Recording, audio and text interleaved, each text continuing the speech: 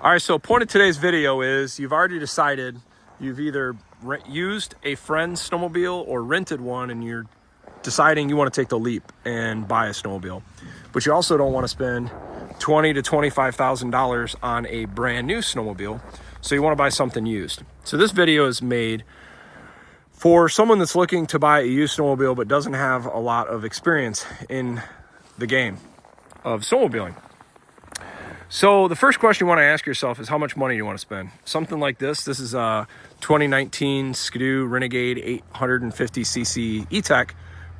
Something like this you can pick up for $8,000 to $10,000, or you can pick up something like this. This is an Arctic Cat Turbo Riot 2023. And something like this used is $15,000 to $20,000. Two totally different machines. This is a 4-stroke engine. This is a 2-stroke engine. This has got a ton of power, but it's also heavier. But long-term reliability is pretty good on these.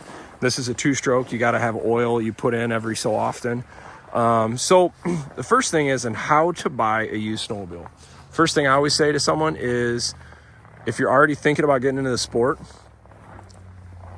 ask your friends that you're going to be getting into the sport with, what kind of machines do they ride? They're going to give you some good insights on where they've had some success or where they have not had some success with problems with brands. And honestly, I try to ride, or typically we ride similar brands, because if someone needs parts, you can share parts between the sleds. You know what things to look out for. Maybe you need some special tools for that brand and you have it. So that's one thing to really consider.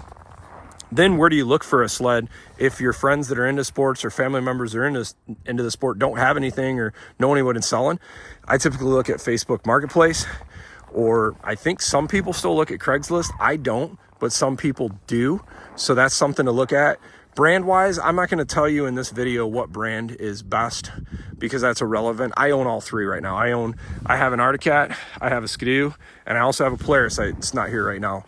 And all different years, and turbocharged, non-turbocharged, 4-stroke, 2-stroke. I've had them all.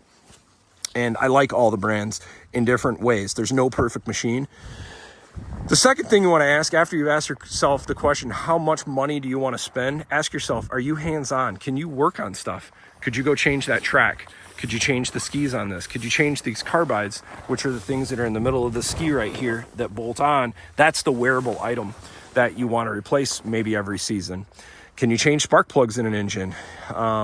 If you're not hands-on at all, I would be inclined to tell you to spend a little bit more. Maybe not this kind of money, but spend something, buy something that is a little newer with less miles, because it might have less issues.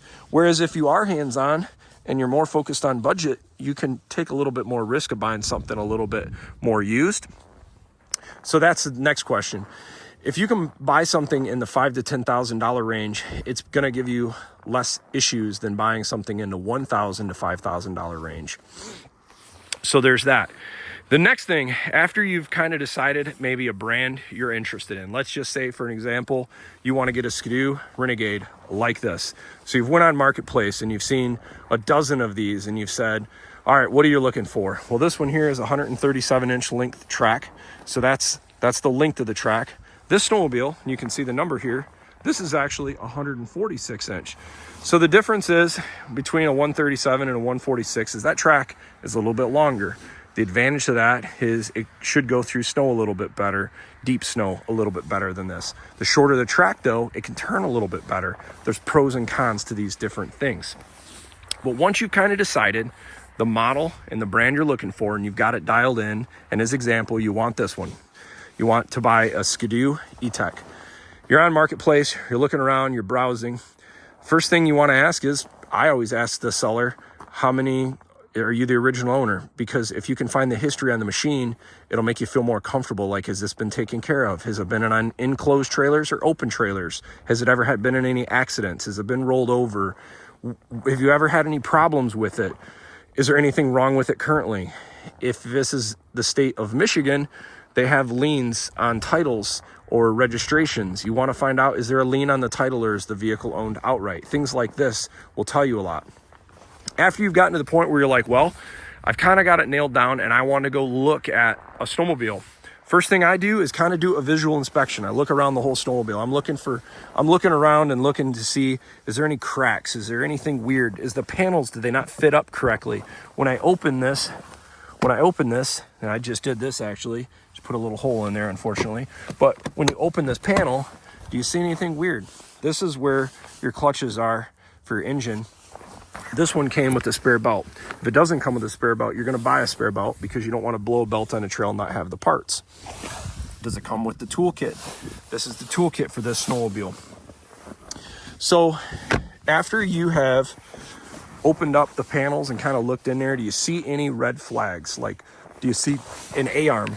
Is the A-arm bent? Do you see shocks that are leaking? If you see oil or any leaking from the shocks will either need to be rebuilt or replaced. That's a big deal. Do you see any dents or any repairs on any of the A-arms?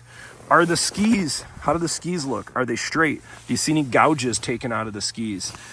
Put the snowmobile up on its side where you can see the bottom of the ski and take a look at the carbides, the runners that go underneath the ski that ride on the road and the trail, and see if what are the condition of the carbides or the runners? Do they need replaced? Are they broken?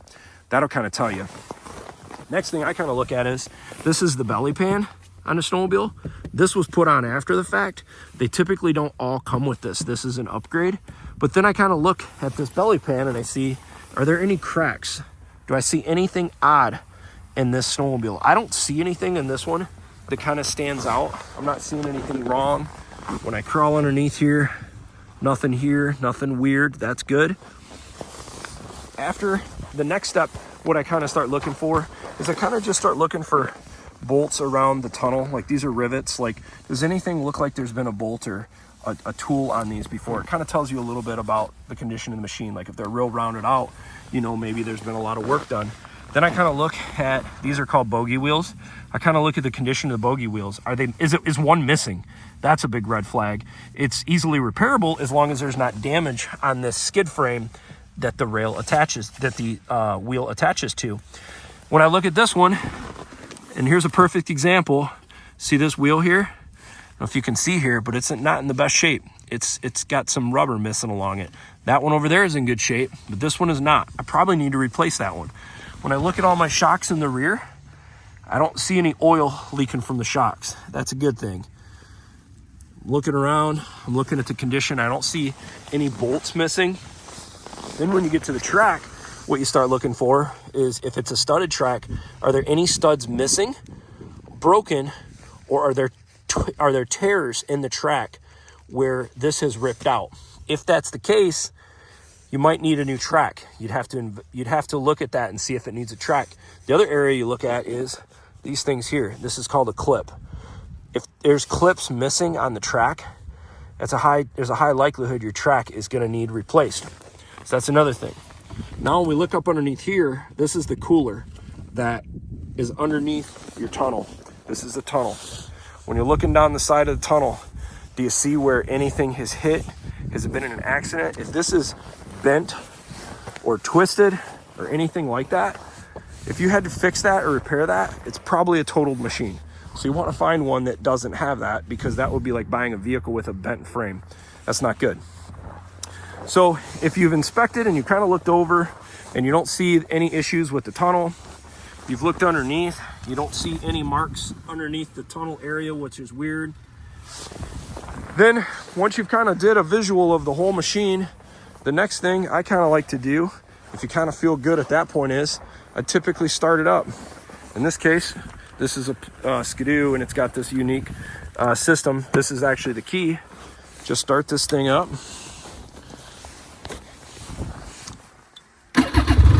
Now what I'm looking for now, go through the gauges. How's this thing run? Does it idle good? If it can't sit here and idle, like without touching the throttle, that could be a concern. That's something you want to kind of look at. If this thing sits and idles good, now the next thing is if it's a newer machine, it's probably going to have reverse. So reverse on this machine, you hit this button. Now the engine is in reverse. You can hear the reverse light. Now I put it back on forward. There you go. Now, if the engine will not go into reverse,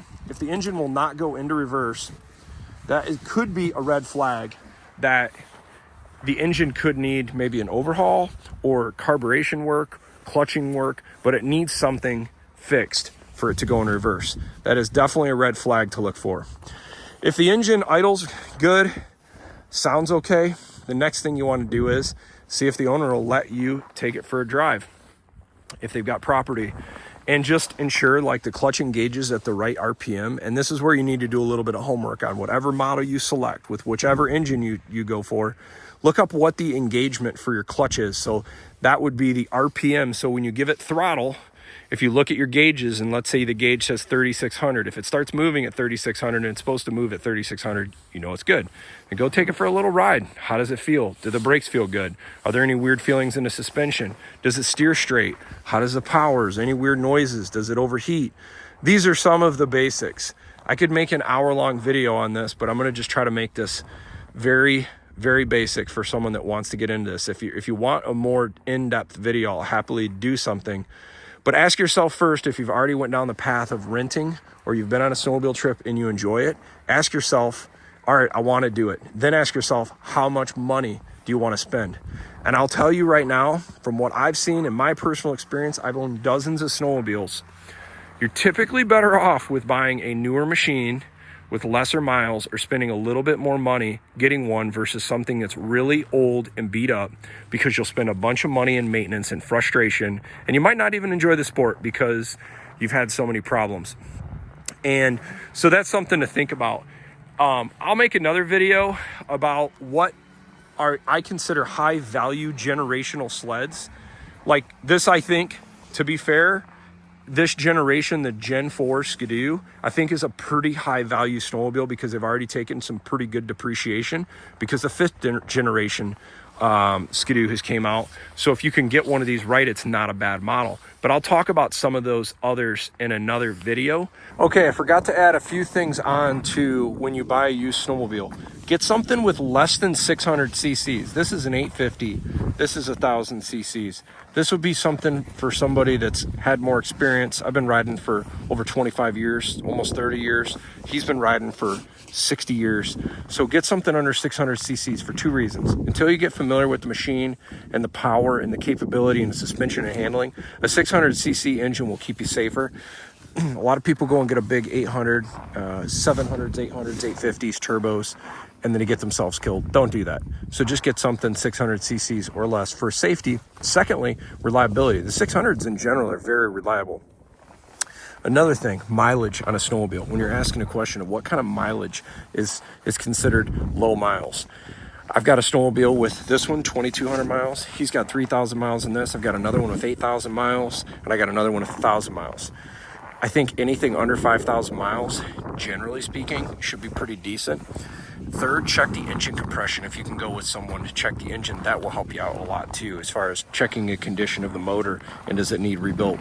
Lastly, for your first machine, I'd recommend finding something with a stock engine, no modifications. You want reliability so you enjoy the experience. So no exhaust, no carburation, no engine upgrades. 100% stock will keep you the most reliable until you get familiar with the sport.